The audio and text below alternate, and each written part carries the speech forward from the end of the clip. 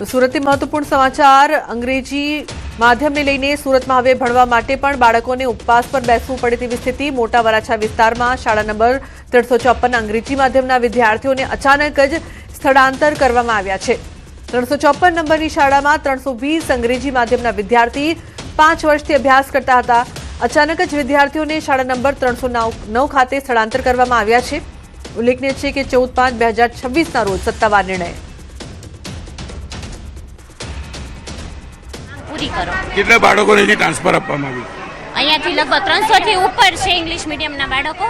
300 થી ઉપર છે એ બધા બાળકોનું સ્થળાંતર કરવામાં આવે એટલે પ્રોપર કે ઇંગ્લિશ મીડિયમની આખી સ્કૂલ જ સ્થળાંતર કરવામાં આવે છે કારણ કે એ લોકોને અહીંયા ગુજરાતી મીડિયમ બનાવવું છે અને જ્યારે સ્થળાંતર જે જગ્યાએ કર્યું છે ને ત્યાં પણ અમે બાળકને એક દિવસ માટે ગયા હતા જોવા માટે તો બાળક પણ ડોમ્સમાં બેઠું હતું ત્યાં ક્લાસ નામનું કોઈ વસ્તુ આપી જ નહોતી બાળકને તમે ડાયરેક્ટ આવી રીતે સ્થળાંતર કરી નાખો શું બાળકનું આ ભવિષ્ય છે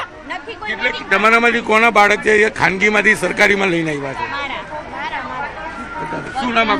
મારું નામ રિદ્ધિ છે મારા બંને બાળકો ખાનગી શાળામાં ભણતા હતા એનાથી અમે અહીંયા ગવર્મેન્ટ સ્કૂલમાં લઈને આવ્યા કેમ કે આ લોકોનું એજ્યુકેશન અને માહોલ જોઈને અમને ગમ્યું અને બધાના રિવ્યૂ સાંભળીને અમે એડમિશન લીધું મારી છોકરી છે એનું આરટીઈ મેં કેન્સલ કરાવીને ગવર્મેન્ટમાં લીધું પણ આ લોકો જવાબ જ નથી આપતા 2 મહિના પહેલાં એડમિશન કન્ફર્મ કરી દીધું હતું તો ત્યારે આ લોકોને કેવું જોઈતું હતું કે સ્કૂલ ટ્રાન્સફર થવાની છે જ્યારે એડમિશન કરવા મતલબમાં કે મૂકવા આવ્યા ને ત્યારે એ લોકોએ કીધું કે સ્કૂલ ટ્રાન્સફર થઈ ગઈ છે અમે એના લીધે ઘર પણ શિફ્ટ કરી નાખ્યું સ્કૂલ ટ્રાન્સફર થઈ ગઈ એની જગ્યા પર બીજે લઈ જાય તો વાંધો શું અરે ત્યાંનું ક્લાસે પ્રોપર નથી એજ્યુકેશનની તો અમને કઈ આઈડિયા નથી અને તમે આજે એક વખત વિડીયો ઉતારીને જોવો તો આઈડિયા આવશે કે લાદીમાં કોઈ નથી પાણીની ખુદ હું ત્યાં 3 કલાક રહીને પાણીની સુવિધા નહીં પાણીની બોટલ અહીંથી લઈ જવી પડે અને પીવાનું પાણીના નામે તો સાવ ઝીરો અને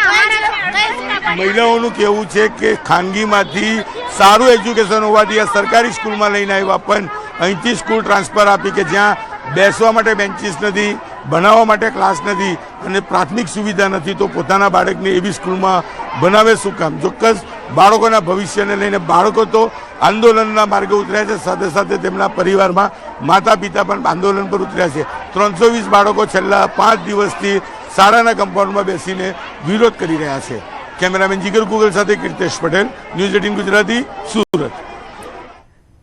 તો ભણવા માટે બાળકોને જે પ્રકારની પરિસ્થિતિ છે તેમને સ્થળાંતર કરવામાં આવી રહ્યા છે તેમની મરજી વગર હાલ વિદ્યાર્થીઓ જે છે તે પોતાની જૂની શાળા છોડવા માટે તૈયાર નથી વાલીઓની સંમતિ લીધા વગર જ મનસ્વી રીતે સત્તાધીશો દ્વારા આ નિર્ણય લેવામાં આવ્યો છે જેના કારણે રોષ છે 309 નંબરની શાળા દૂર હોવાના કારણે વિદ્યાર્થીઓને શાળા સુધી પહોંચવામાં મુશ્કેલી થશે હાલ વિદ્યાર્થીઓ ઉપવાસ આંદોલન પર બેઠા છે તો જે પ્રકારથી આ શાળા દ્વારા મનસ્વી નિર્ણય લેવામાં આવ્યો છે તે બાદ રોષ